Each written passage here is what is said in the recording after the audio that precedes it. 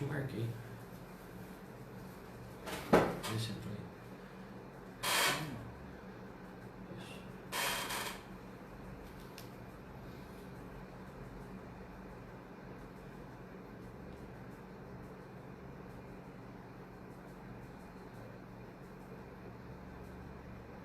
Aí. Oh, tá pronto. Isso. Tá no jeito. Manda um pai do Senhor. Aqui no teu. Pelo teu. Escrito aqui? É. No meio. Mandou? Mandei.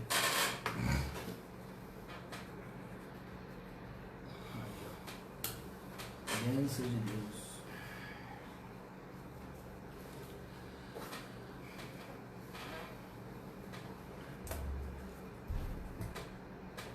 Pai do Senhor, meus irmãos, nós estamos dando início a mais uma série sobre as igrejas do Apocalipse e nessa tarde nós vamos estar falando sobre a igreja de Esmirna, a segunda carta à igreja de Esmirna, a igreja do Apocalipse.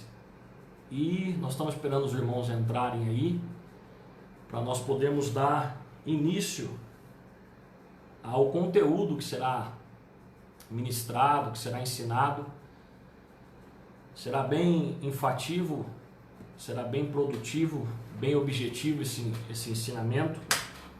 E nós queremos que, já pedir aí para você compartilhar, para você colocar aí nas suas redes sociais, convidar os seus amigos. Hoje eu tenho o privilégio de estar comigo o presbítero Moisés Ferreira, congrega no Ministério de Catanduva, Alim Cândido Rodrigues, nosso amigo, grande pregador da palavra.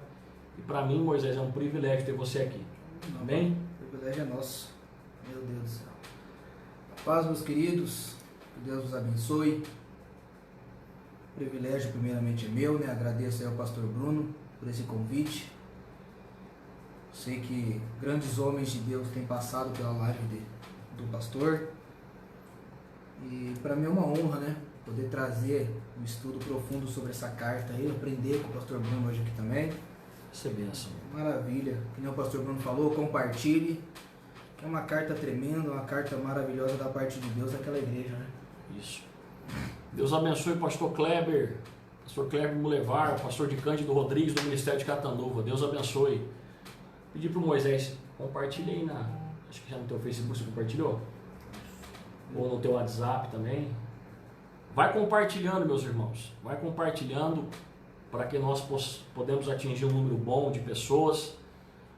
E logo, logo nós vamos estar já adentrando nesse estudo, né? Moisés já mandou aqui para os contatos. Minha esposa também está mandando para os contatos. E o nome do Senhor há de ser glorificado. Moisés, até que o pessoal chegue aí, eu queria saber como é que está sendo esse período aí de quarentena para você. Está sendo bem produtivo? Como é que está sendo? Meu querido, período de quarentena aí a gente tem, não vou falar que não tem sido produtivo, porque tem mais tempo para poder estudar, buscar a presença de Deus. Claro, faz muita falta a questão dos cultos, né? Aquela adoração da igreja unida e tal, mas em questão de estudo, o tempo acaba sobrando mais para a gente estar buscando um conhecimento a mais da parte do Senhor, né? Verdade. E nós cremos que tudo isso vai passar e o nome do Senhor vai ser glorificado. Eu estou de quinta-feira às 10 horas com uma conferência denominada Cheios do Espírito Santo. Quinta que vem a terceira série dessa conferência. E de sábado às 16 horas nós estamos estudando as 7 cartas do Apocalipse. Já estudamos a primeira de Éfeso, esteve conosco o pastor Cláudio Honor. A terceira carta de Pérgamo nós já estudamos, esteve conosco o pastor Gustavo Moreira. E hoje nós vamos dar início à segunda carta, que é Esmirna, e está conosco o presbítero Moisés. Cremos que vai ser bênção e o nome do Senhor vai ser glorificado. Moisés, você acredita que isso aí é uma fase, vai passar, mas você acredita que tem muitos comentários, né? Você acredita que passando essa fase a igreja que eu falo é verdadeira, ela vem mais forte? Ou você acredita que ainda vai ter um período de luta, de adversidade? O que você acha? Olha, eu acredito que sim. Eu acredito que algo que, claro, tudo acontece na permissão de Deus, né? Então eu acredito que foi um despertamento para a igreja. Eu acho que a igreja ela estava vivendo um período acostumado, acomodado na presença de Deus. Tipo, eu vou para a igreja sábado, domingo e quarta-feira, ou terça, depende de algumas denominações, né, doutrina e tal. E os demais ali, eu sei que eu tenho que ir na igreja aqueles dias e acostumou. Então tudo isso a gente acabou tendo um despertamento. Eu costumo até comentar com a minha esposa que hoje eu consigo entender aquela passagem de Ageu 2, onde diz que os velhinhos choravam quando lembrava do templo de Salomão. Exatamente. E querendo ou não, chega o sábado, igual hoje, chega domingo, você lembra dos cultos, você lembra de como era, dos louvores, a presença de Deus, dá vontade de chorar, porque não tem quase aquilo, até voltar uma questão de normalidade. Então eu acredito que foi um despertamento para a igreja. Eu creio que depois disso a igreja vai passar por um avivamento, vai vir um grande avivamento aí de quebrantamento, tudo, então onde o Espírito vai poder trabalhar com, vamos falar assim, com mais facilidade nos corações dos amados. Glória a Deus. Deus abençoe a irmã Priscila, pastor Sidney, ali do Jardim Martani. Deus abençoe meu amigo, é líder dos jovens ali. Pastor Sidney, compartilhe com os jovens. Eu creio que Deus tem algo especial aí para a juventude. Nós já estamos aí com 11 pessoas e nós estamos esperando os irmãos aí adentrar. Num sábado à tarde, eu estava comentando com Moisés, um sábado à tarde, você parar para estudar, pegar seus apontamentos, para poder anotar a tua Bíblia, né? São para poucos, mas eu acredito aí que Deus tem algo especial ao nosso coração. Nós vamos num estudo expositivo. A igreja de Esmirna são 4 versículos, né, Moisés? 4 versículos. Porém, muito profundo, né? Se fosse ver, não daria numa live. Mas a gente vai ser bem objetivo, tá? Vamos aí dar início. Você vai compartilhando. Eu gostaria de, para dar início a esse estudo, ler um versículo de Apocalipse capítulo 1, versículo 19. Deus abençoe o pastor Kleber. Ó, pastor Kleber, interage conosco. Só depois da quarentena vocês vão ver um monte de crente acostumado em casa. Isso é verdade. Também. Porque vira rotina, né? Pior, verdade. Apocalipse 1,19 diz assim: escreve as coisas que tem visto, e as que são, e as que depois dessas hão de acontecer. Ô Moisés, os maiores pensadores da Bíblia vão dizer que o livro do Apocalipse em miniatura é o versículo 19 do capítulo 1. Porque ele diz assim, ó, escreve as coisas que tem visto, as que são e que depois hão de acontecer. As coisas que você viu no presente, ou as presentes, é referente à igreja. As coisas que você viu é referente a Cristo, e as que acontecerão é referente ao reino. Então você que está estudando, a gente sempre dá uma introdução do Apocalipse, hoje vai ser bem menor, mas o versículo-chave do livro de Apocalipse é o capítulo 1, 19. É o Apocalipse em miniatura. Capítulo 1, versículo 19. E pensando nas igrejas, porque há muita dúvida, né? Muitas perguntas. Naquela época havia mais de 7 igrejas. Pastor Gustavo Moreira, Deus abençoe, meu amigo. Compartilha aí para nós. O senhor tem força. Aleluia. Aí é conhecido. Naquele período tinha mais de 7 igrejas. Só que na Ásia Menor essas 7 igrejas falam de 7 períodos que a igreja vem passando. E a maioria dos pensadores falam que falta ainda um período, que é a igreja de Laodiceia. É uma tese de um pensamento. Tem outros. E hoje nós vamos adentrar no estudo da igreja de Esmirna. E aqui a gente vai entrar no versículo 8 do Apocalipse 2. Tem alguém para colocar para nós aí? Apocalipse capítulo 2, versículo 8. Coloca aí na live para mim, fazendo um favor. Deus abençoe, presbítero Levi. Que Deus continue te abençoando poderosamente. Apocalipse capítulo 2, versículo 8. Você que está aí conosco estudando, coloque na live para mim. Apocalipse 2, 8. Igreja de Esmirna.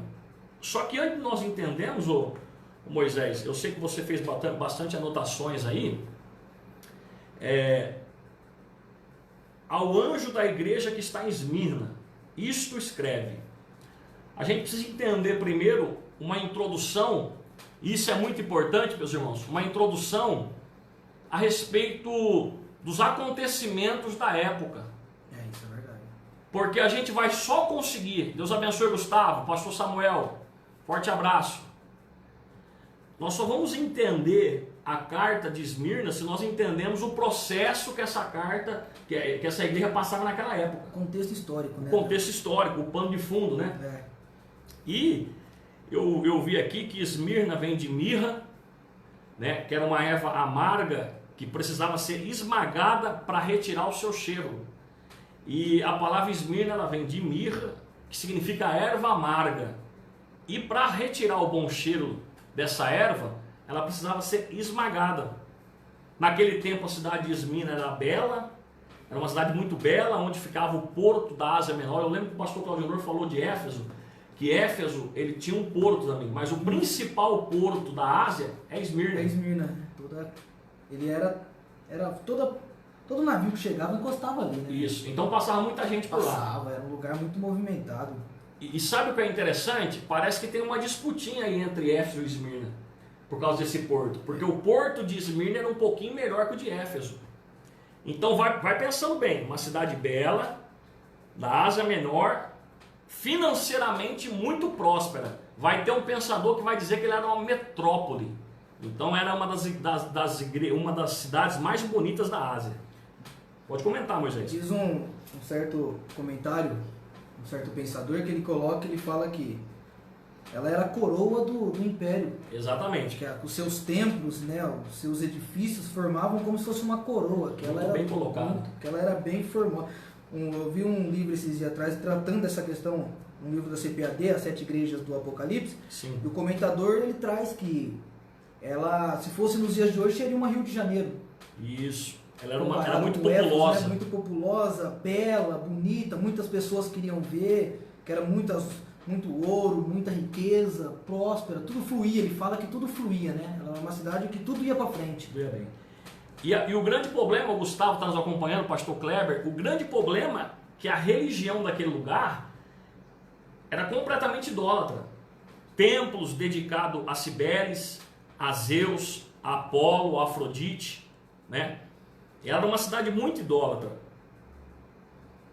Era um contexto tão idólatra que eles não ligavam em adorar até o próprio imperador César, né? Tipo assim, não tinham questões, não tinham restrições. Era tanta idolatria que o próprio imperador podia ser adorado e ninguém questionava. Limites, né? A adoração era, vamos dizer, livre, né? Livre. Tantos deuses que não tinha as restrições de adoração. Isso aqui é fundo histórico, irmãos. Ela foi fundada 1000 anos antes de Cristo.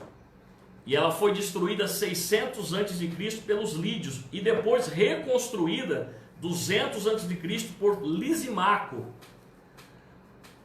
E a reconstruir foi uma das cidades mais belas da Ásia Menor. Pastor, por que o senhor está dizendo tudo isso? Porque para a gente depois ir para a lição expositiva, a gente vai usar esse contexto histórico. Só para você, eu não quero antecipar, Moisés, mas só para dar uma palhinha para você. Esmirna tinha um estádio onde celebravam todos os anos jogos, tipo Jogos Olímpicos. Assim, tipo Coliseu, né? Isso, vinha muito isso de Esmirna. Então o que acontecia? Os jogos muito famosos se reuniam naqueles estádios e eles disputavam uma coroa de louro. Por que eu estou querendo dizer que é tão importante esse pano de fundo histórico? Porque no final vai dizer, se você for fiel, eu vos darei a coroa da vida. Ou seja, quando Jesus vai entregar a carta ao pastor da igreja de Esmirna, ele usa o contexto da época. O que ele quer dizer ali, que a gente vai falar disso no final? Ele quer dizer o seguinte, tem muita gente brigando por uma coroa de louro. É o que o Paulo diz, a coroa corruptível. Só que nós conquistamos a coroa incorruptível. Incorruptível. E eu ouvi uma frase esse dia de um amigo meu, né, que colocou aí no Instagram. Ele disse assim, que a vitória para nós não é quem chega primeiro. A vitória é quem conquista ela. que é o que nós vamos entender agora no final. Então é só para você ver, preste bem atenção, tinha um grande lugar onde era praticados jogos atléticos, e eles brigavam por uma coroa que era feita por louro, só que a nossa coroa é a coroa da vida eterna, e nós alcançamos ela se nós formos fiel até a morte. Deus abençoe, pastor Ricardo, prazer ter o senhor aqui. E pensando nessa introdução que a gente vai entrar no versículo por versículo, o contraste, Moisés, é que ela era uma cidade muito rica, só que a igreja era pobre. Esse contexto histórico pode complementar. Porque quando fala uma cidade rica, mas a igreja pobre, alguém pode falar, mas como? Como que pode uma cidade ser rica e a sua igreja pobre, né? Só que aí, mais nos versículos adiante, nós vamos comentar mais profundo sobre isso. Isso se dá muito por causa da perseguição do governo, né, em cima, da perseguição política, né, por Domiciano, depois de Nero, né, aquela questão que vai perseguir a ponto de, se você proclamar que você é cristão e não negar Cristo, você pode ter bens, isso tudo é tirado, você era arrancado das suas casas, era uma coisa que a igreja sofria, né, naquele período, nesse período aqui do Apocalipse, capítulo 2, do 8 ao 11. Verdade. Deus abençoe, Mateus. Forte abraço, meu amigo. Queridos, vamos entrar? É bom deixar bem claro, eu deixo toda a live escrito isso, dizendo que o anjo da igreja que está em Esmirna, esse anjo aqui, irmãos, é o pastor da igreja. Então, Jesus, ele vai entregar essa carta, por intermédio de João, ao pastor da igreja. Porque ele diz assim: isto diz o primeiro e o último, o que foi morto e reviveu. O primeiro versículo da carta a Esmirna é: ao anjo que está em Esmirna, isso diz o primeiro e o último, o que foi morto e reviveu. Eu entendo uma coisa nesse versículo 1, eu vou deixar o Gustavo comentar. Pai do senhor pastor Israel é lá do Alagoas e está nos acompanhando do Goiás hoje. Que pensa, pai do senhor pastor. Compartilhe, meu pastor. Eu aprendo uma coisa, Moisés, que o centro desta igreja é Cristo. Por quê? Fala do primeiro e o último. Realmente. Cristo é o centro dessa igreja. Cristo, ele tem a primazia dessa igreja. Ele está dizendo, aquele que foi morto e reviveu, aquele que é o primeiro e o último. Em relação ao primeiro e o último, fala a questão de tempo e qualidade de tempo. Tempo e qualidade de tempo. Questão da morte, eu anotei que fala de esperança, porque Jesus vai comparar, vai trazer à tona a sua ressurreição para essa igreja. Parece que é interessante, a mirra ela é amassada, ela é esmagada para sair seu cheiro. Saiu o cheiro, né? Parece que tem uma... Jesus traz o que? A crucificação dele aqui, para dar esperança a uma igreja que é perseguida. Ou seja, Esmirna, ela é perseguida, mas é fiel. E tudo tem um tempo. O que diz aquele que é o primeiro e o último, questão do tempo e de qualidade do tempo. O que você tem a dizer aí, Moisés? Pode ir. Não, esse versículo 8 ele é tremendo, que nem você comentou. Eu quero te ouvir. Eu acho até interessante, quem sou eu, meu Deus do céu. Eu acho até interessante essa questão, eu gostei da sua colocação, porque quando se trata do anjo da igreja, muitas pessoas trazem que esse anjo era um anjo mesmo, né? E alguns pensadores vão trazer essa questão. Então foi bem esclarecida essa questão do anjo da igreja ser o obreiro. E começa por aí, que querendo ou não, num contexto mais prático, a igreja ela começa pelo obreiro. Pelo líder. Eu sempre costumo dizer, pregando, ministrando, que a igreja é aquilo que o pastor é. Exatamente. Se o pastor é a cara do pastor. É a cara do pastor. Se ele for um pastor avivado, um pastor de oração, pastor que busca a presença de Deus, a igreja é uma igreja avivada. E tem uma coisa, Moisés, foi muito bom o senhor tocar nesse ponto, que é o seguinte, tem muita gente, já me perguntaram muito, falaram, pastor, o que você acha que é o fundamento de eu ser honrado? Você quer ser honrado a honra. Jesus aqui por João vai mandar a carta, sabe a quem? Mateus vai mandar a carta ao pastor da igreja. Não é diretamente à igreja. Ou seja, tem líder. Tem liderança. Quem honra, dê honra. Pior que é verdade. Aleluia. Eu vi esses dias atrás um estudo, me trouxe a memória agora aqui, do pastor Rafael Belo, ele trazendo essa questão de quando Moisés está diante da sarça. Sim. e está olhando para as ovelhas e a sarça está pegando fogo. E é algo normal que acontecia naquela região. Se você pegar o contexto histórico, era normal uma sarça pegar fogo. E Moisés olha, vê a sarça pegando fogo e vira de volta para as ovelhas e como se fosse algo normal. Olha de novo, a sarça está pegando fogo. E aí o contexto que o quê? Aplicando isso que eu estou falando. Que o pastor, muitas das vezes, a igreja não recebe a carta que tem que receber de Deus, porque o pastor está olhando para a sarça que está pegando fogo e está achando que é algo que é normal. Perdeu a sensibilidade de olhar e falar, não, tem um mistério ali, deixa eu me virar para trazer o que eu preciso trazer. Pode ver que quando o João manda a carta, envia a carta, qual que é a responsabilidade do obreiro? Ela lê para a igreja, trazer o contexto, trazer a esperança, como você relatou. Exatamente. Aquele que esteve morto, mas ressuscitou, é que o próprio Deus sabia o que estava acontecendo, a igreja precisava criar aquela esperança para não desistir da fé, tipo assim, o general não abandonou você na batalha, mas se o pastor não lesse a carta, a igreja não teria essa esperança, não mudaria nada o contexto.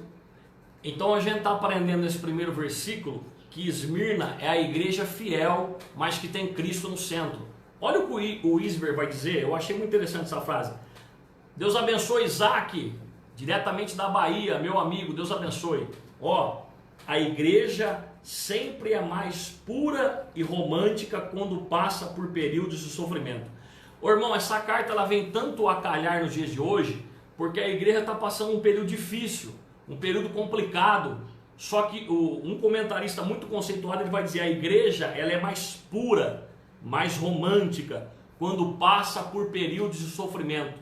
O versículo 1 dessa igreja de Esmirna nos mostra que ela é uma igreja fiel, só que é uma igreja que tem Cristo nos seus domínios, no centro dessa igreja.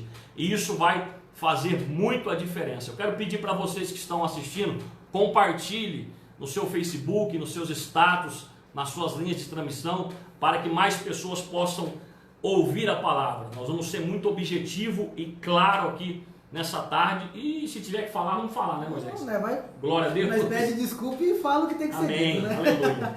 Tremendo. Lê o versículo aí, o versículo 9, Versículo Moisés, 9 diz assim: Eu conheço as tuas obras, tua aflição e a tua pobreza, embora sejas rico. Também a blasfêmia dos que se dizem ser judeus, mas não são, antes são sinagoga de Satanás. Meu Deus. Tremendo, né, meu amigo? Quer comentar? Pode começar aí. Eu acho interessante eu conheço as tuas obras. Por quê? É forte, né? Isso está mostrando... Se Jesus está dizendo, quem Meu conhece Deus do ele. céu, Né? é tremendo, porque diante de tudo, o pano de fundo, poderia começar com qualquer outra coisa. Poderia começar, não, eu sei que o império está te provocando aí, eu sei as lutas que você está passando, eu sei que está sendo preso pessoa, mas ele já começa, eu conheço as tuas obras. É um jeito de Deus falar assim, eu estou reconhecendo o teu trabalho para o reino, eu estou vendo o que você está fazendo para mim, eu estou vendo a tua atitude, vamos colocar assim, como numa empresa, você está lá trabalhando e o teu patrão chega em você e fala, eu estou vendo o que você está fazendo, parabéns pela tua atitude. Profético Não, isso. é algo tremendo. Irmãos, você que está passando algo, Moisés está sendo usado por Deus aqui. É uma igreja que Cristo conhecia ela. Talvez você está passando por algo e está sendo fiel, e você está olhando para a direita e está vendo aquele que é infiel prosperar. Ei, não vem de Deus isso não, acalma o teu coração, permanece fiel. Sabe o que Deus está dizendo para você nessa tarde? Eu estou sentindo a presença de Deus. Tremendo, pô, Sabe o que Deus está dizendo para você essa tarde? Eu conheço você, eu sei das tuas obras. É isso mesmo, é que nem o pastor comentou. A pessoa tá numa luta tão grande que ela olha pro lado e parece que com ela não acontece nada. Tipo assim, aquele termo que se usa muito, né? O céu tá de bronze. Verdade. Como se Deus não tá vendo o que tá acontecendo. Aí vem Jesus na contramão da coisa e começa. Eu conheço as tuas obras. É forte.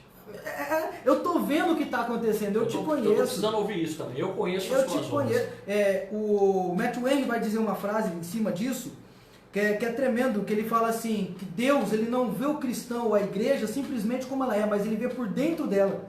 Ele vê, talvez a gente tá lá sorrindo, tá lá brincando dentro da igreja, mas lá dentro você tá preocupado, ansioso, e Deus tá vindo e falando, não, eu te conheço, eu sei quem você é, eu vejo você no secreto. É aquilo que eu costumo trazer em pregações minhas, pastor Bruno. Glória a Deus. Porque quando Deus fala assim, entra no teu quarto, no secreto, ele não tá falando que ele vai te ouvir. Ele está falando que ele está te vendo e só vê quem está perto. Atitude. Só vê quem está perto. Atitude. A decisão de ir. Eu entendo que quando Deus fala, eu conheço as tuas obras, Ele está falando assim, eu estou perto de você em todo momento. Porque para ver, para conhecer, eu tenho que estar perto. Falar, nós podemos nos falar em qualquer lugar do mundo. Porque eu estou falando, não quer dizer que eu estou vendo. Mas quando Deus fala assim, entra no teu quarto, no secreto, que lá tem um Deus que te vê, é Deus falando, eu te conheço onde ninguém te viu. É forte. Eu sei o que se passa onde ninguém te conhece. É no secreto, no oculto, é aquilo que acontece. Vamos falar assim, as lágrimas que eles estavam rolando aí, que ninguém conhecia, que Deus está falando, eu sei as tuas obras. Então a gente está aprendendo que ela é uma igreja perseguida, mas fiel. Anote isso, ela é uma igreja perseguida, mas fiel. É uma igreja perseguida, mas que tem Cristo no centro. Isso aí. E ela é uma igreja perseguida que Cristo conhece ela, sabe o que ela tem sofrido. Obras aqui fala de sofrimento, de perseguição que essa igreja está sofrendo. É o período, né? E o Moisés concluiu aqui dizendo, falando sobre silêncio, falando sobre ir para um momento de intimidade. E Jesus está dizendo para alguém, porque nós vemos aqui também de uma forma expositiva, expor e profetizar. Jesus está dizendo para você que Ele te conhece, sabe quem você é e vale a pena você permanecer fiel. Eu sei as tuas obras. Cristo conhece essa igreja. Continua, Moisés, versículo aí. Tuas aflição e tua pobreza, embora seja rico. Isso é tremendo. A Peshita fala aflição. Aflição. A minha aqui vai falar tribulação. Vamos dividir isso? Obra, tribulação. Tribulação é um aperto. Essa palavra tribulação no original, que aqui é aflição, na Bíblia Peshita, vai falar que é um aperto, um sufoco, um esmagamento. É como se fosse uma pessoa fosse estrangulada. Uma pessoa que está com uma tribulação, fala de alguém que está sendo estrangulado, um sufoco, o ar não sai, um esmagamento. Olha que Jesus está dizendo, eu sei as tuas obras e eu sei as tuas tribulações, ou seja, eu sei as tuas aflições. E isso aqui, vamos trazer o literal, muitos vão dizer que o pastor daquela igreja era Policarpo. Interessante, hein? O pastor, olha só, irmãos, isso aqui é profundo. O pastor daquela igreja, nessa época, era Policarpo. E a história de Policarpo, rapidamente, eu quero dizer que ele era um servo de João, fiel a João e fiel a Deus, principalmente.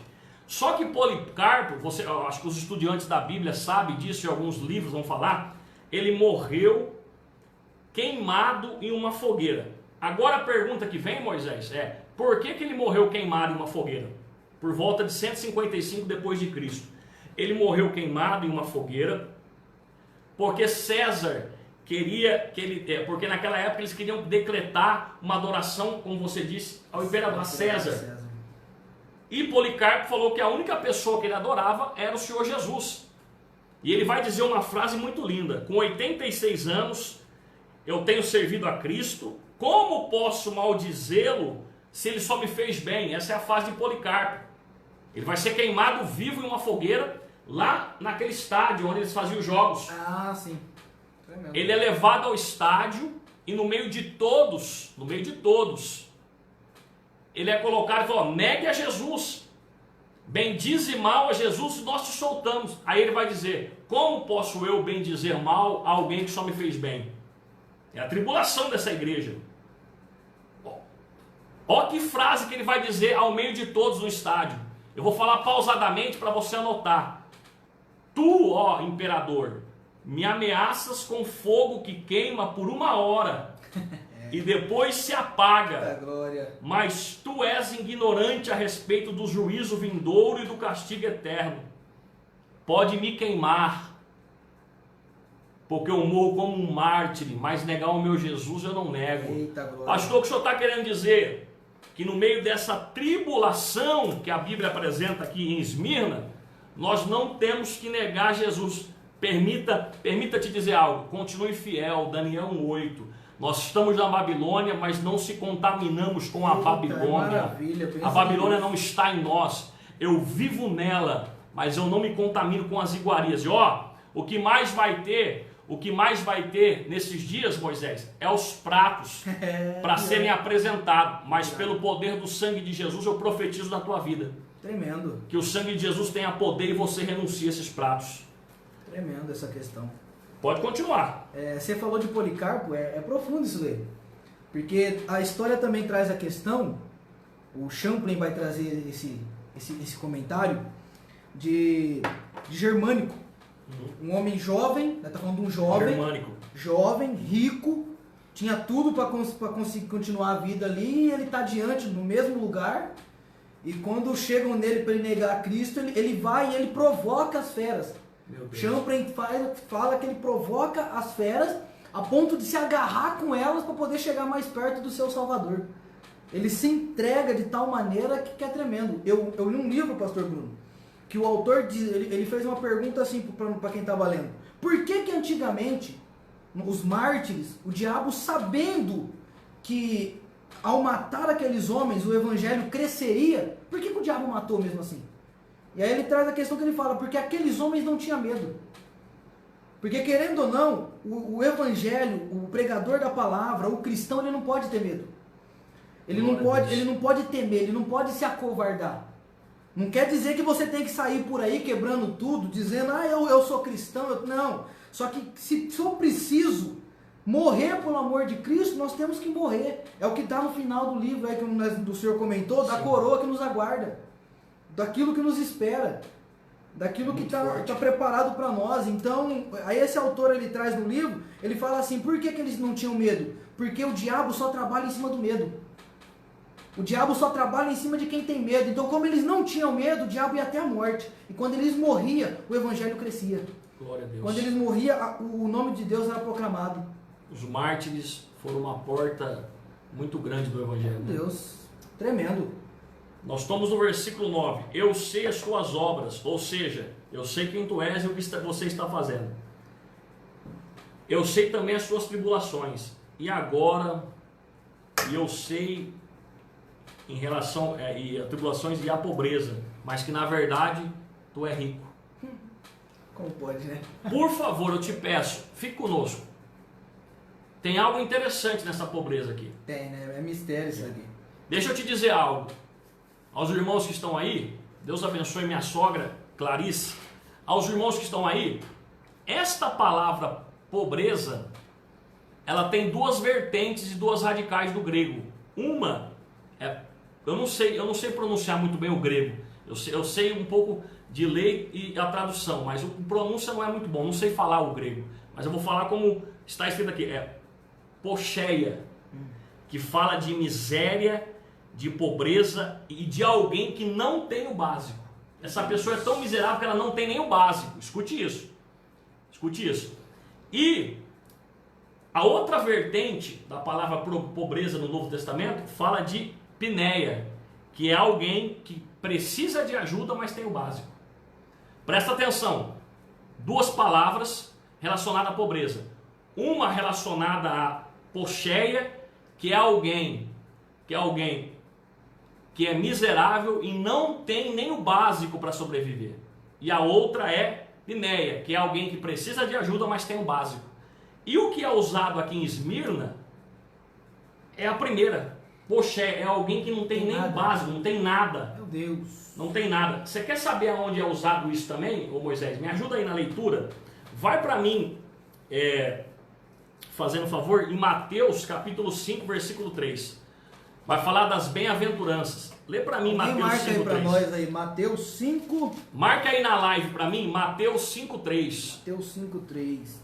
Por favor, nos ajude com os textos. Aí. Mateus 5, 3. Lê para mim. Felizes os pobres em espírito, porque deles é o reino do céu. Esse pobre aqui das bem-aventuranças de Mateus 5, 3 vai falar da primeira parte, é o mesmo de Apocalipse 2, 9, de alguém que não tem nem o básico. Agora vem uma pergunta, marca aí para nós, irmãos, fazendo um favor, Mateus 5, 3. Agora vem uma pergunta, por que essa igreja, por que os crentes dessa igreja não tinham nem o básico? Porque alguém pode estar dizendo assim, isso aqui é bom deixar bem claro, né? Eles não trabalhavam, não é isso. Primeiro, a maioria deles eram escravos. Segundo, eles trabalhavam e trabalhavam muito, só que sempre eles eram saqueados, eles eram roubados. Ou seja, eles trabalhavam e sempre eles eram saqueados daquilo que ele fazia. Então eles eram pessoas que não tinham nem o básico, miserável. Só que aí tem entre parênteses na Bíblia, e quando abre parênteses é para a gente pensar, escrito assim: tu é pobre financeiramente, porém vocês são ricos. Isso é tremendo. Você pode dar um glória a Deus aí? Isso é tremendo. Você tá com a caneta aí? Meu pai. Coloque aí, ó, Mateus 5,3 para nós. Isso é profundo. Você pode, olha só, eu quis te explicar o que significa esse pobre, só para te dizer que entre parênteses está: tu é pobre, porém, mas tu é rico. Meu Deus. O que é esse rico aí, Moisés? Meu Deus. É o espiritual, né? Meu Deus, é muito forte. É aquilo que o mundo não entende. O cristão tá lá, passa a luta, passa a prova. Vamos dizer assim, é o que acontece com Jó, para o amado entender melhor, que é o texto um dos textos mais conhecidos. Tá lá. Jó perde tudo, não tem nada, tá numa vertente da vida ali. E aí quando vamos falar assim num termo, mente de pregador, sim, né? Sim. O diabo acha que ele vai negar, aí ele rasga as vestes, joga a terra na cabeça. Aquilo ali, tem gente que acha que aquilo ali não tem nada a ver. E adora. Aquilo ali é adoração, aquilo ali é religiosidade, no culto. É você na tua casa, com a geladeira vazia, a conta atrasada, preocupado vai vir amanhã. O diabo acha que você vai ficar em casa e você fala: não, vou ver a live do pastor Bruno. Vamos lá, glória. Vou pro culto, vou adorar a Deus, vou colocar um hino, vou buscar a presença do Senhor. Pode aplicar, Moisés. Não, é tremendo. Porque tem alguém que está assistindo nós e está nessa crise aí e não está entendendo o processo. Deus está dizendo: adora. Adora, simplesmente adora. Só adora. Simplesmente adora. Pastor, eu aprendi uma coisa.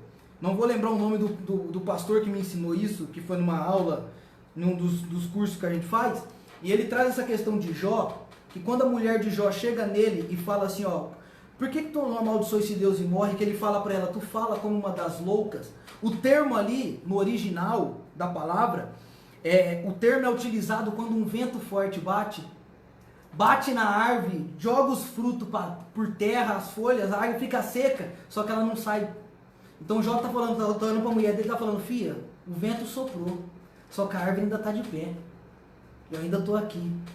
Eu ainda tô desse jeito. Aplicando para nós entender melhor, é alguém olhando para a vida do amado irmão que tá escutando aí nós, e ele não tá entendendo o vento que soprou, e Deus tá falando: fica tranquilo, a raiz está lá. Raiz profunda, A raiz pode tá balançar. lá. Pode balançar à vontade. Então aquele texto fala de árvores que está caindo tudo, mas ela está presa numa raiz. Isso, a raiz ainda está lá, está firme. E se fala de vento, agora eu vou te dar também algo que vai complementar isso aí. Em Jó 38, tem 56 perguntas de Deus para Jó. Só que antes de Deus falar com Jó, Deus desce ali no monturo e a Bíblia diz que Deus sopra um vento. Então. Porque esse vento traz à tona a lembrança. E quando eu trago à tona a lembrança, tem cura. Sabe o que Deus está dizendo? Que algumas lembranças na sua vida Ele traz à tona para ser curado. Será que não está na hora de liberar perdão? Meu Deus! Será que não está na hora de curar a ferida?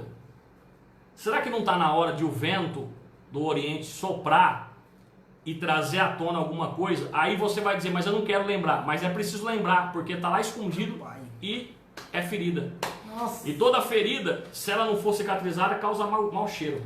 Comentei isso ontem num grupo do WhatsApp de conversas bíblicas. Sim. E eles perguntaram a questão de Pedro. Quando Jesus encontra Pedro na praia, depois daquilo, é conversão? Eu falei: não, para mim ali é começo de ministério.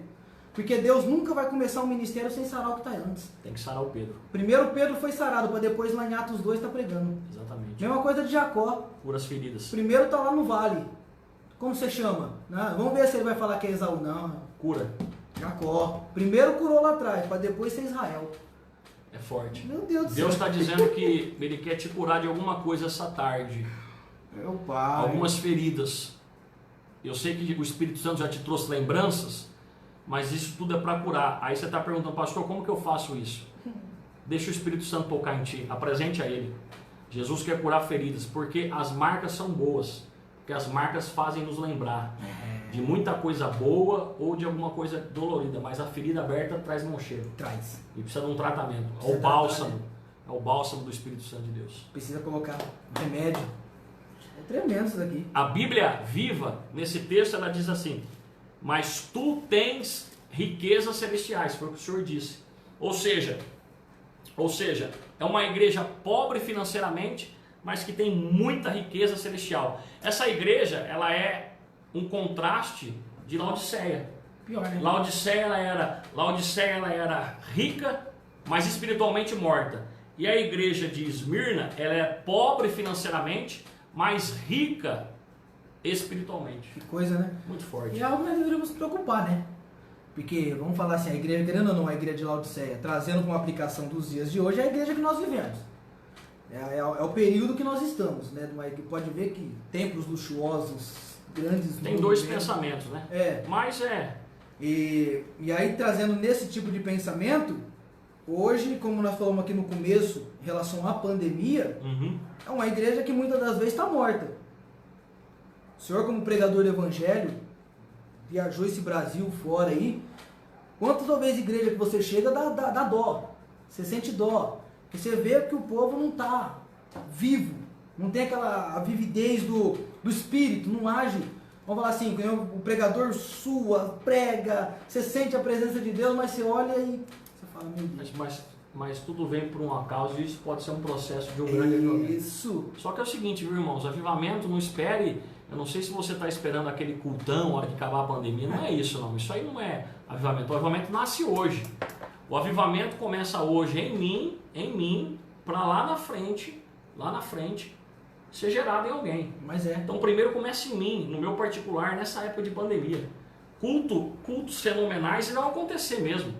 Por quê? A igreja está com saudade, quer adorar, quer glorificar, né? A gente que está tendo a oportunidade de pregar para pouca gente, talvez nas igrejas, todo culto é maravilhoso. O povo vem com sede. Só que o grande avivamento começa agora. E é em mim, porque a Bíblia diz que nós somos o templo do Espírito Santo de Deus.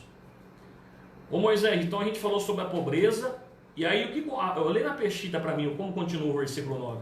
Também a blasfêmia dos que se dizem ser judeus, mas não são, antes são sinagoga de Satanás. Meu Deus. Tremendo, hein? No literal que o senhor leu, é que essa igreja ela sofria calúnia, blasfêmias, injustiças, mentiras daqueles que pareciam ser judeus, mas o texto está dizendo que não são. São da sinagoga de Satanás. Por quê? Meus irmãos, para você que é estudioso da Bíblia, anote isso no teu apontamento aí.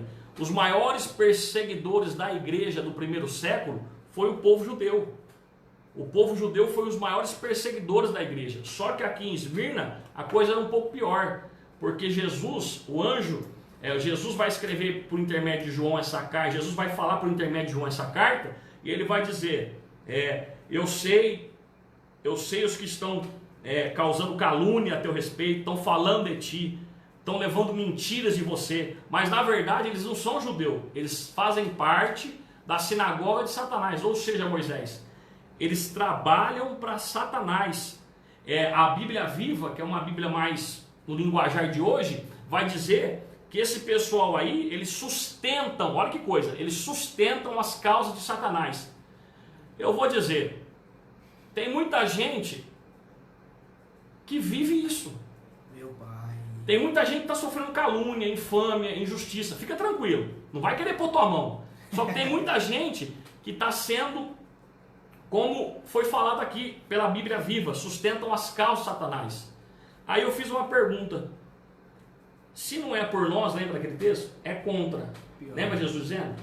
E aí então quer dizer, se eu não sou a favor da igreja, eu sou contra. E quando eu falo, então eu sou uma ferramenta usada por Satanás.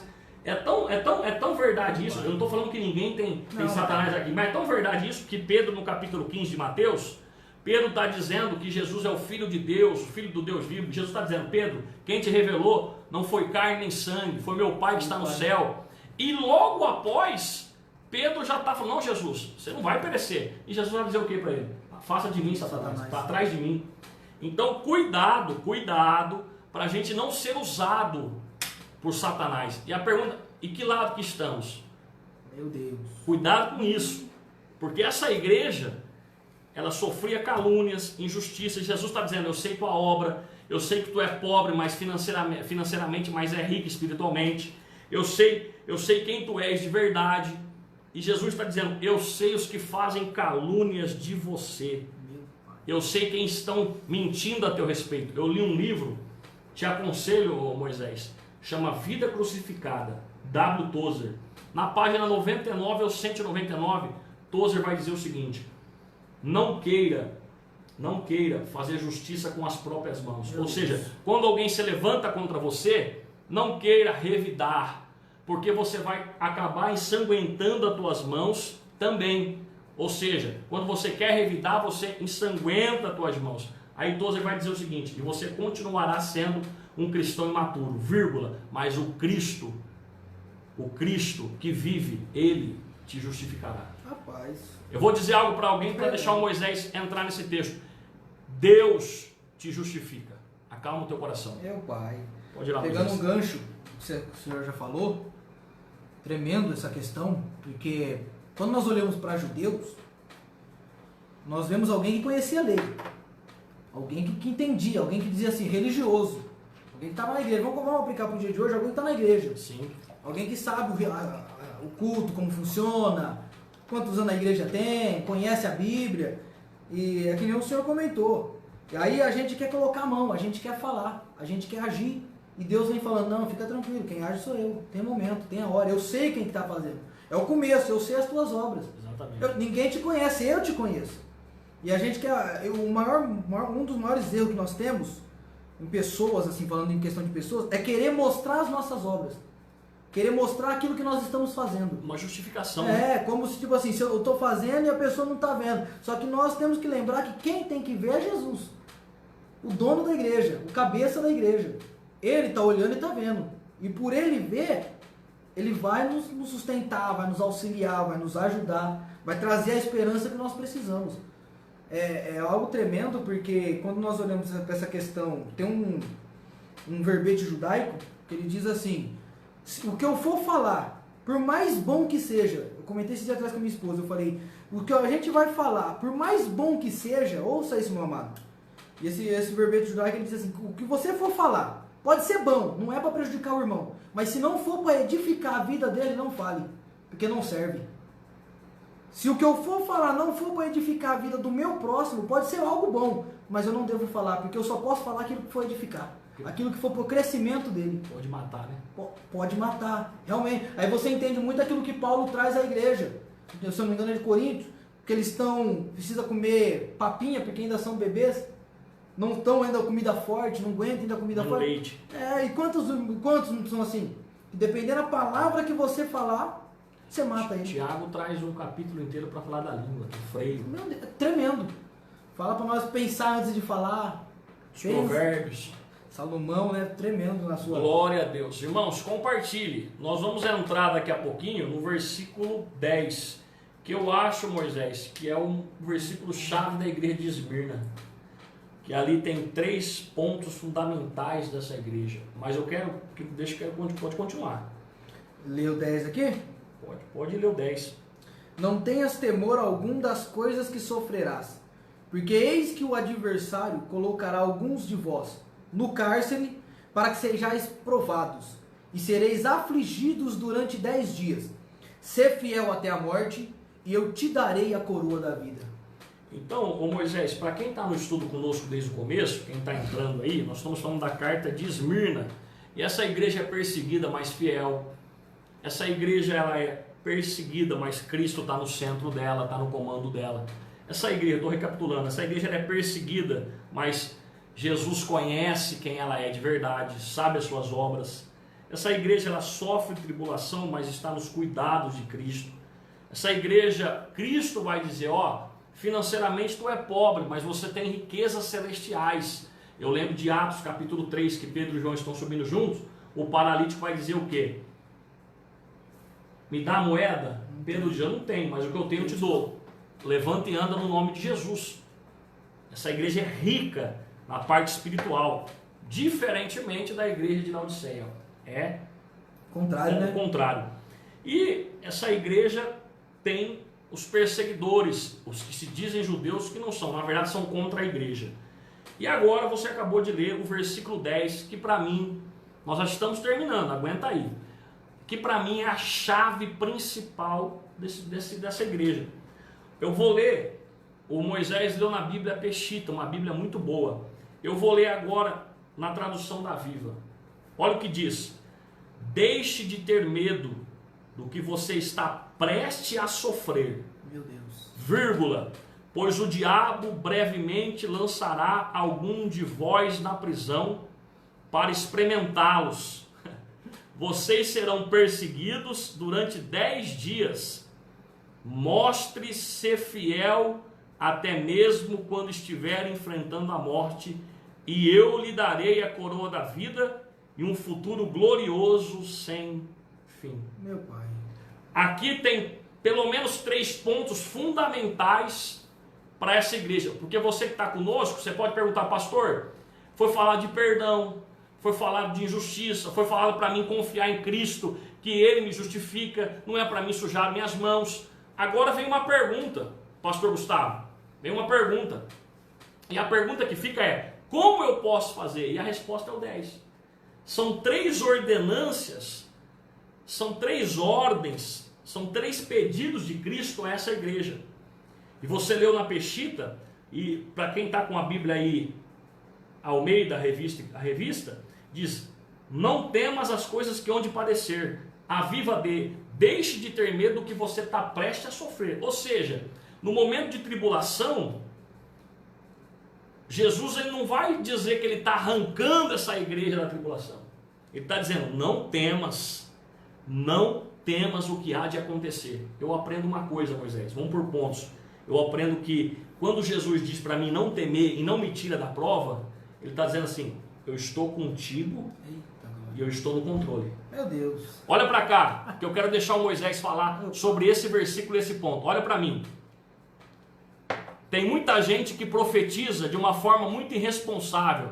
É hoje, chegou o dia, a prova acaba. E Jesus não falou que a prova acaba. E há muita decepção por causa disso. Pior, né? O que Jesus está dizendo a essa igreja é o seguinte: não temas o que vocês vão passar. E quando Jesus diz isso, ele está dizendo 2 coisas: eu passo convosco e eu estou no controle.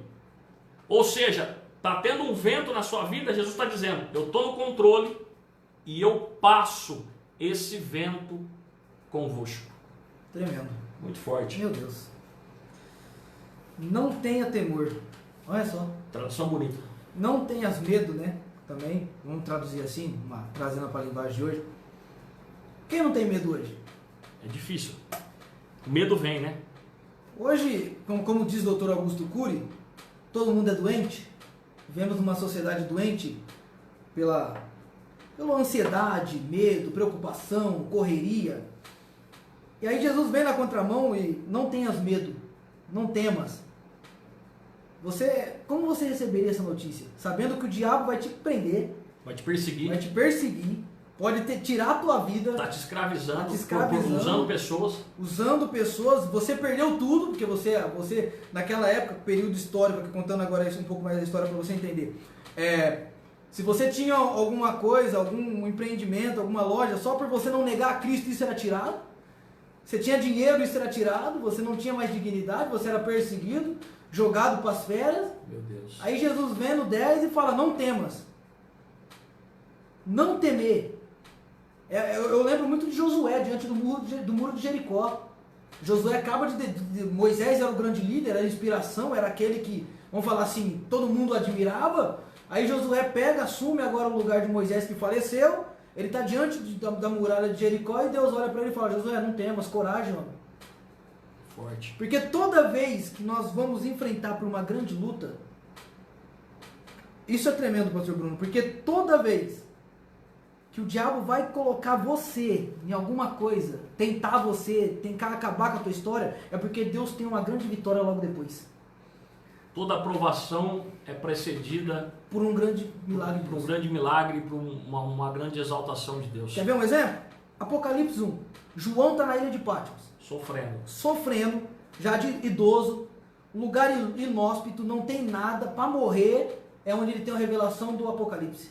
Eu costumo dizer, Moisés, que o João vai ter a maior revelação da vida dele na ilha de Patmos, já avançado de idade, sendo perseguido e obrigado a trabalhar. E João deitou aos colos de Jesus. Olha A só. maior revelação da vida de João foi em época de perseguição. Em época de perseguição. Você que está participando da live, o Moisés acabou de dizer algo muito profundo. As maiores revelações são em época de perseguição. É por isso que Deus fala não temos, porque a maioria desiste aí. A maioria para o ministério aí, entrega aí. Na hora que as lutas vêm, ela entrega esse. E atrás Deus me deu uma revelação em cima do Salmo 121 que diz assim: quando eu olho para os montes, de onde virá o meu socorro? A intenção não é de onde vem o teu socorro, é se você está disponível subir o monte. Porque o teu socorro vem do Senhor, que fez os céus e a terra, mas o monte não vai sair de lá. Você encara o monte? Eu tenho que olhar e falar, não, o meu socorro vem do Senhor, eu vou enfrentar ele. Porque muitas pessoas desistem aí. Então nós pegamos o contexto histórico aqui, está sendo afligido, está perdendo... Vamos falar assim para um contexto mais prático. Você na tua casa, a polícia bater aí e falar, você nega? Você desiste? Aí você olha para tudo, teus bens, tudo que você lutou, tua família. Você vai falar, não vou desistir. É tentador você negar. E é profético também, né? É tentador você negar. Profético para os dias de hoje. E Ezequiel, capítulo 1, Ezequiel está no cativeiro babilônico, provação. E a Bíblia diz que o céu se abre em intenção de Deus. Olha só. As maiores... Se tiver alguém para anotar aí, ô Moisés, na live, o pessoal está muito tímido. Tá, né? É muito tímido. Ó, escrevem na live. As maiores revelações de Deus são em épocas de dificuldade. Tem alguém para escrever aí? Estamos aí com É a mesma questão 10 de Isaías, pessoas. né? Exatamente. Quando Isaías no ano que morreu o rei Uzias, numa grande Isaías perca, 6. ele tem a maior revelação da vida dele. Isso. Anota aí na tábua do teu coração e anota na live para deixar aí as maiores revelações de Deus para a sua vida são entregues em épocas de dificuldade. Porque é logo antes disso que muito para. E aí entra a questão que o senhor comentou aqui, de que não é quem chega primeiro, é aquele que chega. É o que O chega. importante não é você ser o primeiro a chegar, o importante é você chegar. Não é competição. Isso. Pega como exemplo a São Silvestre. A São Silvestre ela dá uma medalha para todo mundo que chega. Porque o importante da corrida ali não é pro povo, tem os corredores profissionais sim, mas pro povo não é você chegar primeiro, é você correr. Concluir. É você chegar no final. E na nossa trajetória cristã é o maior desafio. Então, nesse primeiro ponto principal é não temas. E em época de luta, em época de dificuldade, são as maiores revelações da nossa vida. Maiores revelações. É o momento que Deus vai se mais... Então, esse momento de pandemia é época de céu aberto. É época de céu aberto. Para quem se dedicar... Não adianta só colocar, eu vejo muita gente colocar, né? Um quarto fechado, o céu se abre, mas tem que viver. Tem que viver, tem que buscar. Pagar preço. E esse não temas, eu entendo também, Moisés, que é Deus está dizendo, eu não estou te tirando da prova, mas eu estou contigo. Sadraque, Mesaque e Abednego. Vou passar contigo. Meus queridos, Jesus está dizendo para alguém, aonde essa live chegar, Moisés, É profético. que Ele está passando contigo nessa prova. Eita glória. Não temas. Aí diz assim: e eis que o diabo lançará algum de vós na prisão, e eis que o diabo lançará algum de vós na prisão para que sejais provados, e tereis uma tribulação de 10 dias. O que significa aí, Moisés? Você anotou alguma coisa sobre os 10 dias? Tremendo. Esses 10 dias tem várias vertentes. Tem vários pensamentos, né? Tem. Pode falar os pensamentos aí no literal, que depois a gente entra para aplicação. O primeiro pensamento que eu anotei aqui, ele traz mais que esses 10 dias são questões de curto tempo mesmo. Que seria, vamos supor, se fosse jogado ali, durante alguns dias ficariam presos, tentados a ver se eles conseguissem negar. Isso no literal, tem vários pensamentos. Isso. O segundo aqui, um dos que eu achei, fala que o 10 é o número do sistema mundial. Quem traz essa questão é o Champlin até. E ele traz que ali mostra que Roma, né, ia ser o grande perseguidor da igreja. Isso é futurista. Isso. E também tem a questão da história da igreja, de perseguições, dos próximos, de 10 períodos de perseguições. Que a igreja passou. Que a igreja passou, de que vai de Nero a Diocleciano, né? Domiciano ou Diocleciano? Não, Diocleciano. 10 governos. Sendo que não deu... Que foi perseguição à igreja. Isso aconteceu, literalmente, aconteceu literalmente. Tanto que no final, no último, que é do Diocleciano, a perseguição foi tanta que literalmente durou 10 anos. Ela durou 10 anos de perseguição e numa das catacumbas lá que se abriram lá em Roma, tinha nada mais que 164 mil ossos de cristãos jogados ali, de tanta morte que houve. Glória a Deus. O Moisés está falando isso aí a parte literal. Isso aqui são pontos de vista teológicos. Mas eu gostei muito que você falou de uma coisa, que a gente vai para a aplicação, que quando fala de 10 dias, alegoricamente fala de tempo. Isso.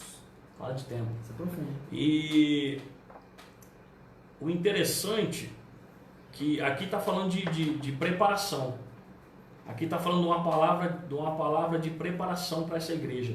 Está dizendo assim, ó, eu vão perseguir vocês durante 10 dias para poder prová-los, e a Viva diz para poder experimentá-los.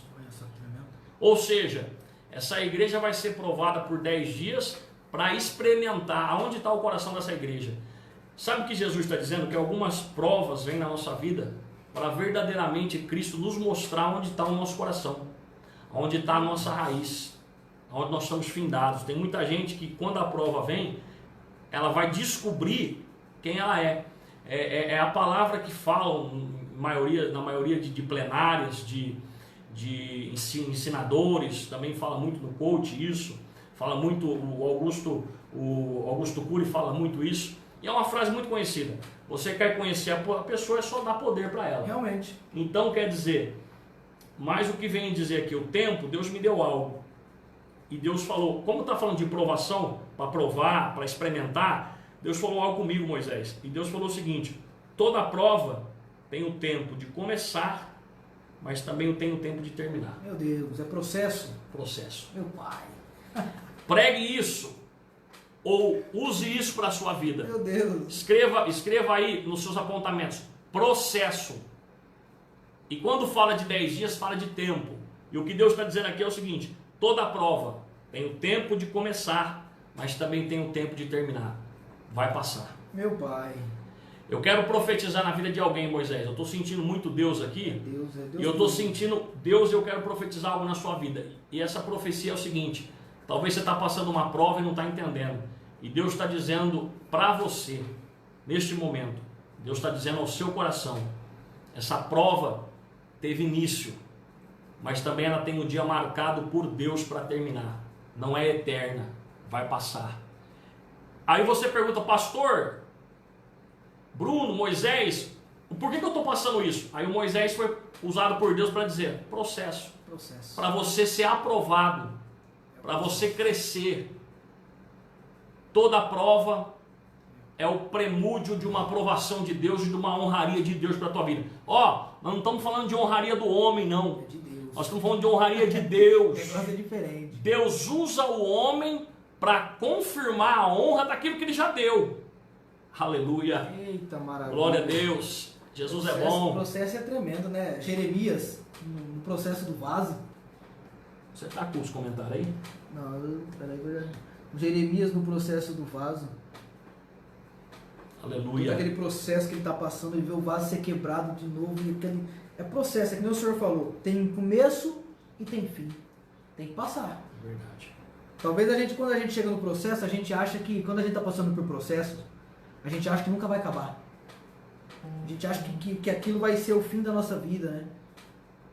Que quando vai durar, quanto tempo vai levar, e como que vai acontecer. Mas só que é processo. É Deus moldando. Deus usa o processo para nos moldar.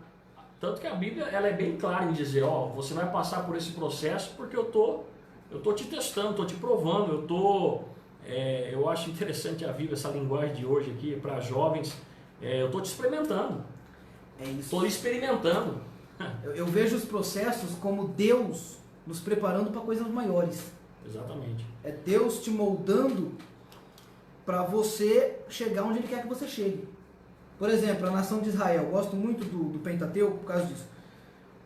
Eles foram levados pelo deserto, pelo caminho mais longo, porque Deus precisava mostrar para eles e preparar eles para Canaã.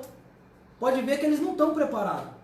Depois de 2 anos, quando eles chegam lá, Muita murmuração. Né? muita murmuração, olha para o gigante e se apavora. Não dá. Sai do Egito, mas o Egito não sai do Egito. Não dá. Então Deus teve que permitir 40 anos ali. Fala, agora eu vou preparar. Já que vocês não servem, eu vou preparar uma nova geração. O interessante, Moisés, de tudo isso, é o tempo. Porque alguém está passando prova várias vezes, por muito tempo e não está entendendo. Deus está dizendo assim, calma que tem um final. Tem começo e tem um fim, né? Eu costumo brincar, não sei se o pastor Kleber está acompanhando nós aí, mas costumo brincar com o pastor Kleber. Todas as vezes eu falo, eu vou lá em Cândido, toda vez que eu vou em Cândido, parece que eu estou meio quebrado, que dificuldade. E Deus sempre nos traz de lá aliviado, Deus usa alguém para falar, é um hino cantado, é uma palavra, né?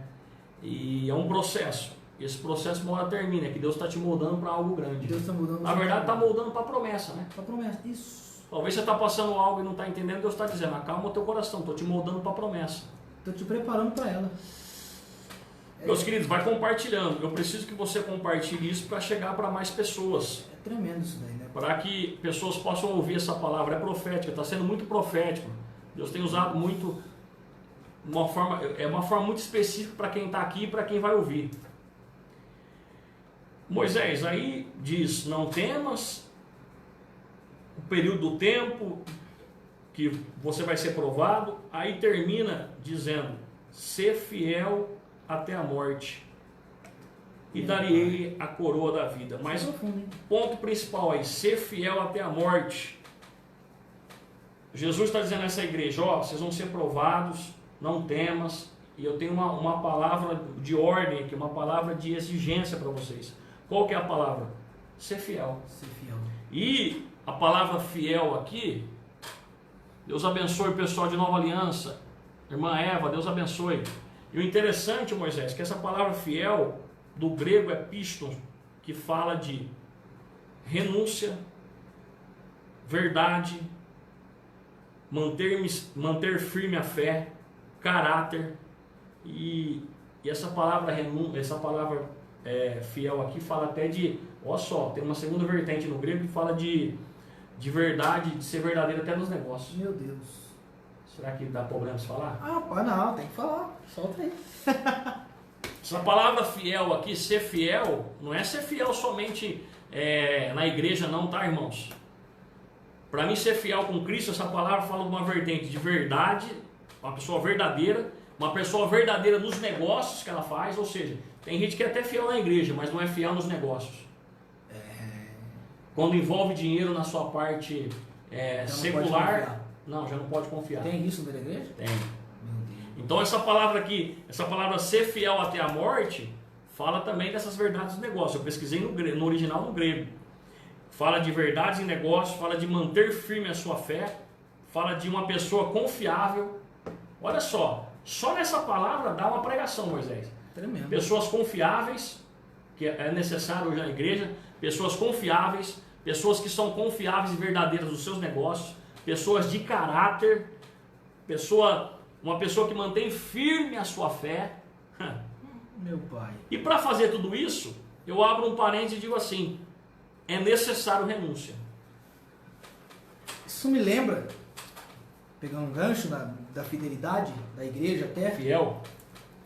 Me lembra muito da questão de quando Cristo olha para os seus discípulos e fala, é necessário que eu vá, porque eu tenho que, o Consolador, eu vou vos preparar um lugar. Exatamente. E me chama a atenção que o quê? O que eu aprendo?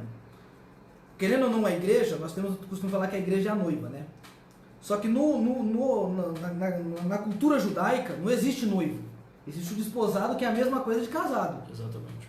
E a única diferença do desposado para o casado é que o noivo ali até então não tem uma casa. Então ele vai preparar a casa para depois casar, no papel. E fala de fidelidade.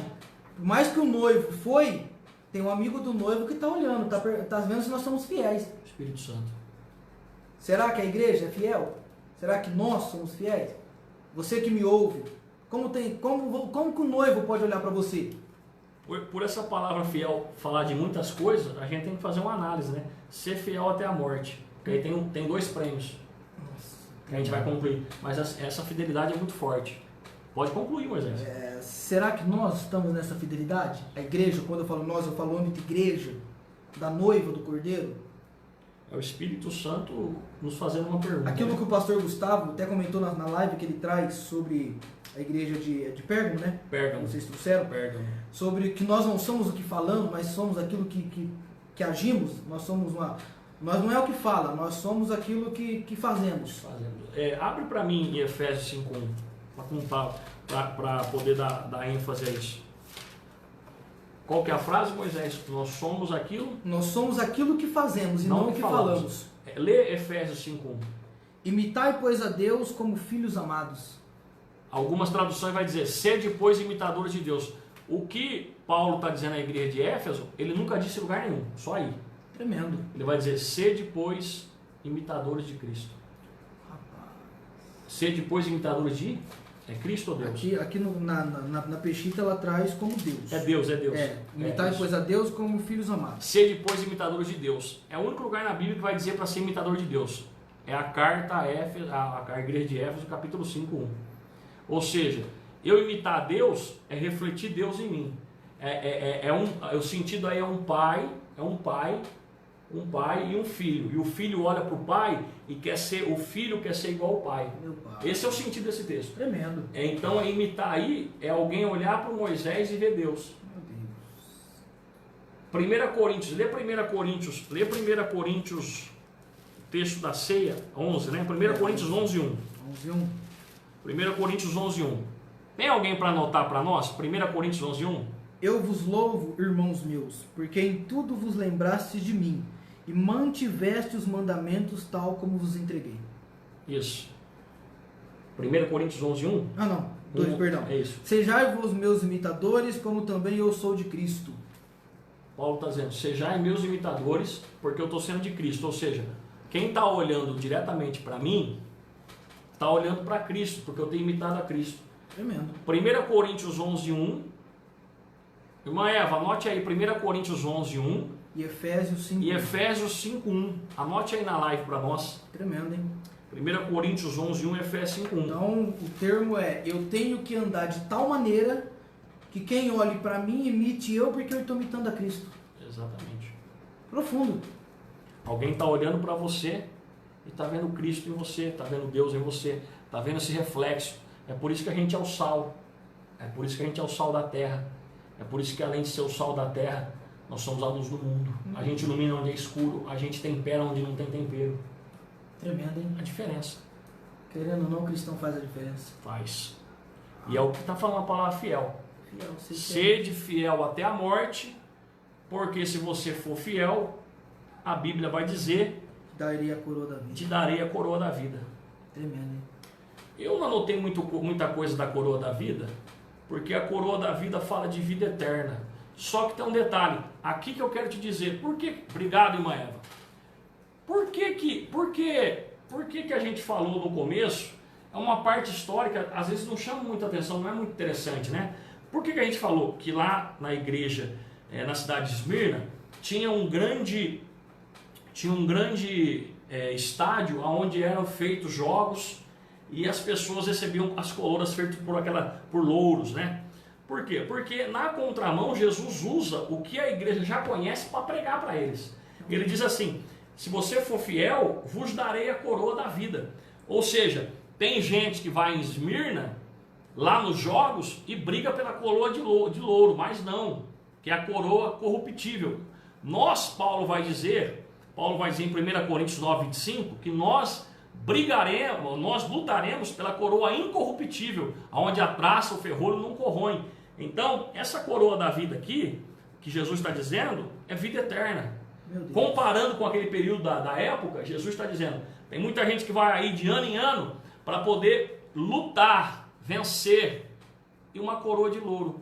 E nós, se você for fiel até a morte, nem que isso te custe, a palavra, né, até a morte, fala de renúncia, uma exigência de Cristo, né? Porque até a morte é muito profundo, então é renúncia. Nem, se você renunciar, eu lhe prometo a coroa da vida, ou seja, a coroa da vida, vida eterna. Tremendo. Eu não sei se você anotou alguma coisa aí. Não, na questão da coroa da vida, eu não notei no que o senhor comentou, é a questão de ser eterno, né? Então, Moisés, tem esses 3 pontos, Jesus pede 3 pontos, que é o não temas, né, que a gente falou, Jesus está no controle, Jesus está conosco no meio dessa crise, dessa perseguição, foi falado aqui, né, os 10 dias que fala do tempo, o período de adversidade, que tem hora para começar, hora para terminar, é no período de adversidade que acontecem as coisas, né, e agora o fiel, que a gente falou de bastante coisa, que eu acho que dá só para falar numa live do fiel. Nossa, se for falar é tremendo. Dá ou não dá? Dá, do fiel dá. Vixe, tem muita coisa do fiel. E depois desses 3 pontos fundamentais da igreja, tem 2 presentes de Cristo. Que é o 11, né?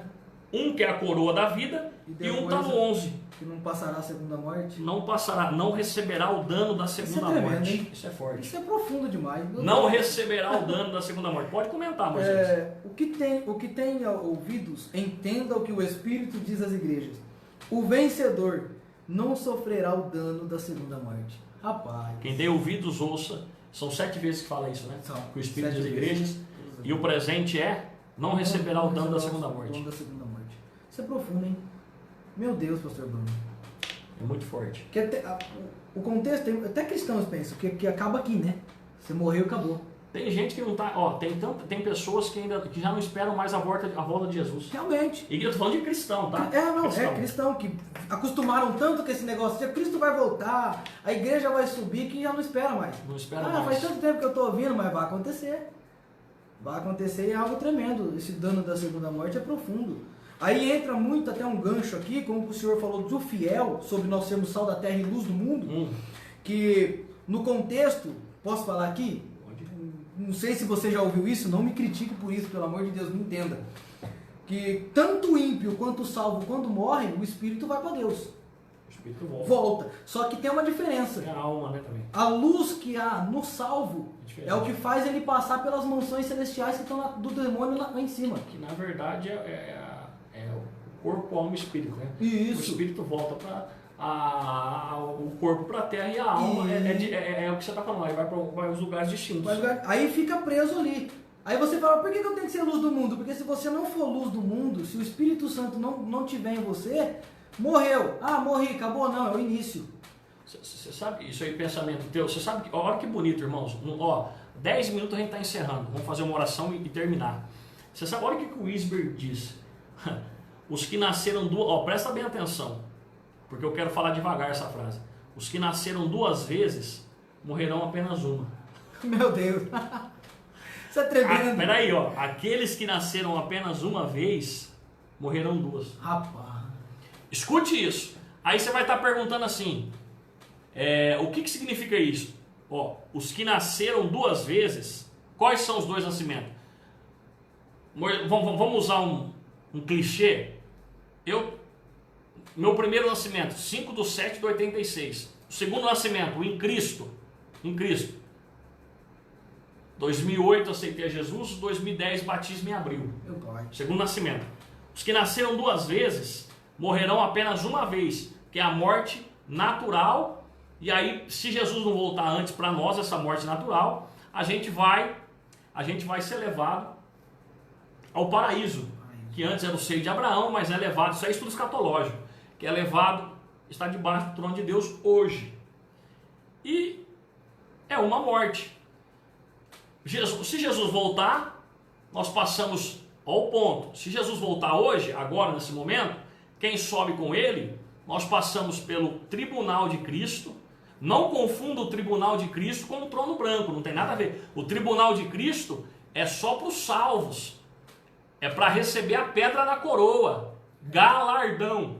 Galardão. E depois do tribunal de Cristo, nós entramos em 7 anos do casamento, conhecido como as bodas do Cordeiro. Preste bem atenção. Jesus volta hoje, os salvos subirão com ele, passarão pelo tribunal de Cristo para galardão, e depois nós chegaremos até... as bodas são 7 anos de festa, 7 anos de celebração, onde o Senhor Jesus servirá a noiva, que é a igreja, os salvos. Ponto. Então aqueles que nascem 2 vezes, morrerão uma. E por que os que nascem uma vez, nasceram apenas uma vez, morrerão 2? Porque os que não morreram em Cristo vão para um lugar de tormenta, só que, passados 7 anos, a igreja vem com Cristo na guerra, do Amargedon, passa-se 1000 anos, Lembrando que para Deus, o tempo, um dia pode ser 1000 anos. Questão de tempo. Passa-se 1000 anos. A igreja reinando com Cristo, milênio. E depois, trono branco. Trono branco e aí o lago de fogo. Lago de fogo. Ou seja, quem nasceu uma vez só, Moisés, vai morrer duas. Morre, ela pode morrer. O Isber está sendo alegórico, ela pode morrer. Ela pode morrer. Ela pode morrer. Na natural, a morte natural. E depois, lago de fogo. Irmãos, o trono branco, eu sei que isso aqui é um estudo mais profundo de escatologia, mas essa segunda morte aqui, ela é muito polêmica e a gente está dando um parâmetro aqui em 5 minutos de tudo. Isso aqui vai meses. O trono branco, o juízo final, aqueles que fizeram algo e não morreram em Cristo, não foram salvos em Cristo, vai passar. Não adianta. A igreja passa pelo tribunal, galardão. E lá na frente, nessa linha escatológica, o trono branco, o juízo final vão passar. Não adianta. Então, por isso que o Wisber, que frase maravilhosa do Wisber. Os que nasceram 2 vezes morrerão apenas uma. E os que nasceram apenas uma vez morrerão 2. Tremendo. O Barclay diz, Jesus é galardoador, ele promete a coroa da vida para os fiéis e vitória completa sobre a segunda morte para os vitoriosos. Meu Deus. Ao que vencer. Olha o Barclay. Ele é galardoador, promete a coroa da vida para os fiéis. Dê um glória a Deus aí. E a vitória completa sobre a segunda morte para os vitoriosos. Traduzindo, aquele que chegou. Não desistiu. Então não é competição. Só tem que chegar. Só tem que chegar. Ai, tá Deus, eu não vou dizer não. Eu falei, Moisés, eu falei na live quinta-feira, não sei se o senhor acompanhou e viu depois. Eu falei na live quinta-feira que depois que passar essa pandemia aí, não vai ter mais aquela briga, quem prega no Congresso. Não. Pode até ter, né? Quem pregou no Congresso, quem não pregou. Vai acabar isso, né? Quem prega não sei aonde, quem não prega, quem regeu, quem cantou, não canto mais. Não, para com isso. Para com isso, em nome de Jesus. Tem 13 pessoas aí. Ele é galardoador, Jesus promete a coroa da vida para os fiéis e a vitória completa sobre a segunda morte para os vitoriosos, aquele que chega. O importante não é se você vai ser o primeiro ou o último. O importante é você chegar. Glória a Deus. Tem que chegar. Glória a Deus. É olhar e falar, Jesus, eu não te deixo, eu não te abandono. Pode Glória vir a luta que for, pode vir o que for, eu não te abandono. Rapaz. Muito forte, hein, Moisés? Tremendo. Pastor Isaías Almeida, do Rio Grande do Sul. Deus abençoe, meu amigo. Um prazer ter o senhor aí. Meus irmãos, a gente vai fazer uma oração, mas eu tenho um pedido especial para essas 12 pessoas que estão aí. Se vocês compartilhar, essas 12 pessoas vão para mais 12. Compartilhe. Não é questão de visibilidade, não. É questão dessa palavra chegar. E a semana que vem essa palavra, Moisés, esse bate-papo aqui sobre a igreja de Esmirna, eu vou colocar também no YouTube e vou passar depois para você o link para poder. A gente vai divulgando. O importante é a palavra de Deus ser pregada. Porque em época de pandemia, tem muita gente, Moisés, que vai para o secreto, lê a Bíblia. Só que tem uma coisa, tem muita gente que está vivendo, infelizmente, não estou falando que é o certo, não, está vivendo de lives. Mas né? E tem alguém que critica ainda as lives. Meu Deus. Mas quem critica é que não faz nada. Por quê? Porque tem pessoas que estão sendo alimentadas por isso. É o caminho, né? Um sábado à tarde a gente segurou aí 14, 13, 15 pessoas e depois as pessoas mandam mensagem, continue. Ou seja, porque esses aprendizados aqui, se não for em épocas a igreja não aprende, ou se não estudos seculares, você se formou em teologia, sabe? Estudos seculares, estudos complementares, não seculares. São complementares e a gente está fazendo de uma maneira aplicativa. A gente aplica, ensina o literal, mas aplica o alegórico para a tua vida. E Deus tem usado vasos aqui. Eu quero te agradecer muito, Moisés, porque Deus te usou muito. Deus te usou em palavras proféticas, assim, na verdade eu repeti o que o senhor falava. Palavras proféticas para vidas, muito profética. Moisés foi usado em palavras proféticas aqui. E eu te agradeço muito. Para mim foi uma honra estar com você.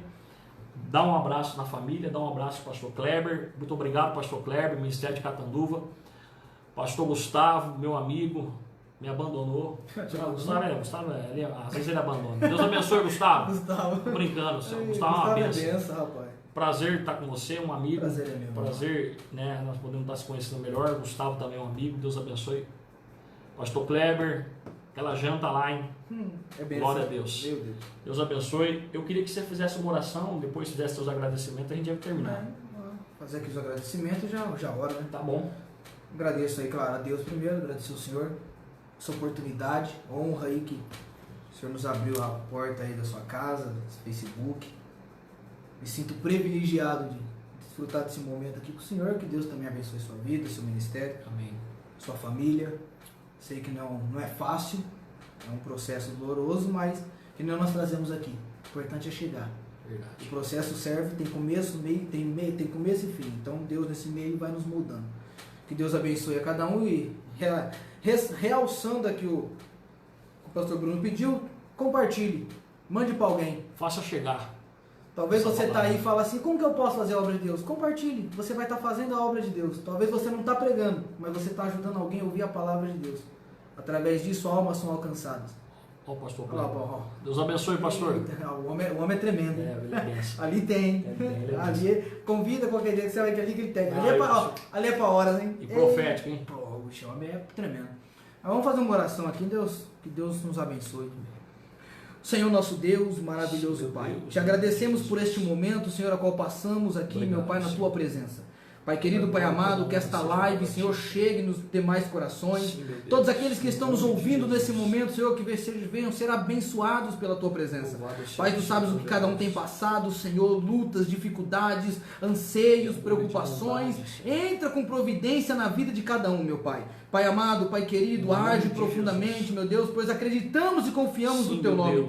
Pai, a Tua palavra foi pregada, foi ministrada, aonde o Senhor nos confortou, nos orientou e nos trouxe a esperança para que sabermos que está conosco em momentos de lutas, de dificuldade. Que a igreja possa crescer, que a cada um dos irmãos que aqui nos ouvirem e aqueles que ainda vão ouvir, Senhor, sejam abraçados pelo Espírito Santo. Venham receber de Ti, meu Pai, a esperança de continuar caminhando, não desistir em meias lutas, porque no final seremos coroados, teremos o prêmio, porque o importante, como foi falado aqui, não é quem chega primeiro, mas é não desistirmos e chegarmos ao fim que o Senhor tem preparado para a Tua igreja. Que o Senhor abençoe, Pai, cada um, e assim nós possamos continuar caminhando nesta obra que o Senhor tem trilhado para nós e para a sua igreja nesta terra. Amém e amém. Meus irmãos, Deus abençoe. Sábado que vem nós estaremos aqui e vai estar comigo o conferencista Frederico Carminati, um grande amigo. Ele vai estar aqui comigo sábado que vem às 16 horas. Antes disso, quinta-feira, diretamente da página do meu Facebook, nós damos continuidade ao terceiro episódio da conferência Cheios do Espírito Santo. Nos acompanhe lá, será bênção. E eu também quero apresentar a empresa Mayotte Place. Se você tem alguma dúvida, depois você me chame no particular. A empresa Mayotte Place é do pastor Ademilson e ela é especialista em ensino bíblico. O pastor Ademilson dá aula praticamente de segunda a segunda de ensinos bíblicos, tanto online como presencial, né? E você vai aprender a Bíblia e também tem o bacharel em teologia e várias coisas, né? Então depois você me chame, eu deixo o contato com você e você pode fazer aulas experimentais nesse período de crise aí, de pandemia, online. Ele está dando Provérbios, ele está dando num dia Abraão, no outro dia ele está dando escatologia, tá bom? Me chame no particular se você precisar. Deus abençoe, forte abraço. Moisés, obrigado. E Deus continue te dando muita graça, tá? Tamo junto. Meus queridos, Pai do Senhor, até a próxima, até sábado.